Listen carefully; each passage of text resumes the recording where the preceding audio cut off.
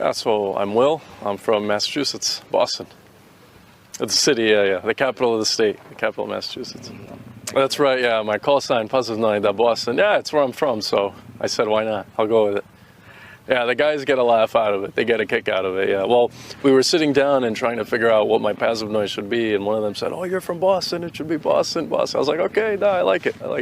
Yeah, so like I said, I'm from Boston, Massachusetts, and I served 10 years in the U.S. Air Force, some years in the Massachusetts Air National Guard, and I did 2 years as a city councilor.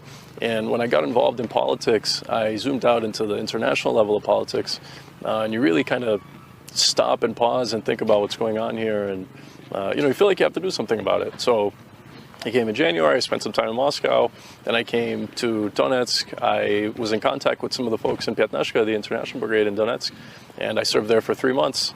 And then after that, I had some friends that went on to serve with the Ministry of Defense, the 137th Brigade, where we're here. And they said, well, come on, it's great. And so I decided to join them, and here we are. You said good skill. I didn't say it. Yeah, no, I had training. I had academic training. I was a E6, it's a tech sergeant. My job was air-based defense. It's military, police, security forces. We deal with things like drones and other things, other problems, internal, external. And yeah, I've definitely been able to apply some of those skills, leadership skills as well here. Yeah, well, I mean, look, I've heard that question come up a lot, and what I say to that is the United States and Russia are not at war. The United States has done things that are very provocative, very bad. It's been involved in other people's politics, other nations' interests, and it should not be doing that. I always say, and Sergei Lavrov said this a couple of weeks ago, I think that the country is ran by different people than the people that live in the country and feel a different way.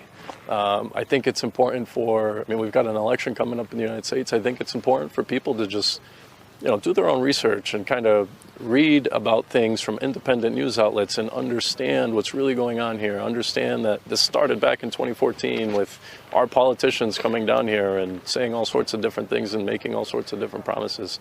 And this doesn't represent the true interests of the American people.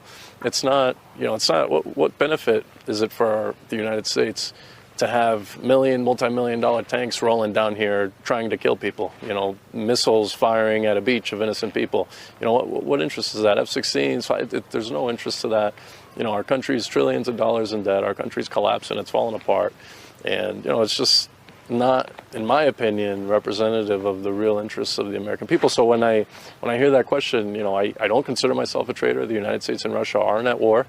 And, in the future, I think that the people that caused this in my country should be held responsible for what they've done, and we can have some sort of friendship between Russia and the United States. Yeah, of course. I mean, I've worked downrange with these guys, like we say in the U.S. military, on the front, and I absolutely trust them to have my back 100%, and I know for a fact that they trust me as well. And what I always tell people is, because this is a question that comes up in the U.S. military.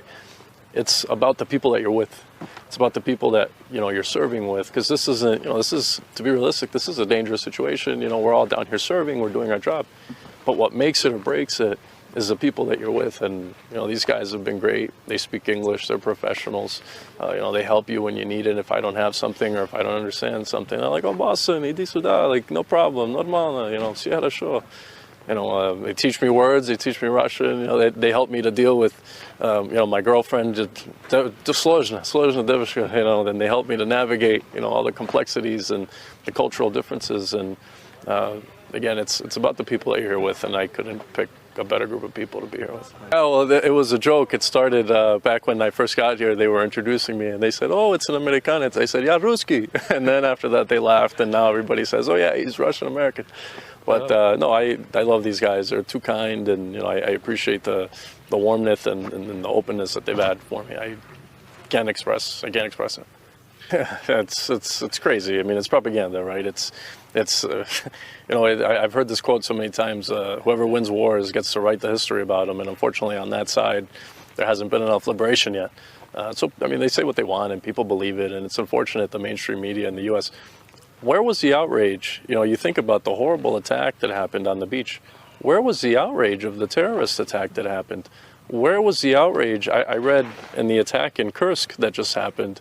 mean, it's a terrorist attack. A 28-year-old pregnant woman died. I think we've all seen that. You know, where's the outrage in the Western press for that? You know, when you think about, this is what I was talking about when, you know, I made my decision. Oh, what should I say? Let's see, what should I say? Победы будут за нами, да? Важно, очень важно, я думаю.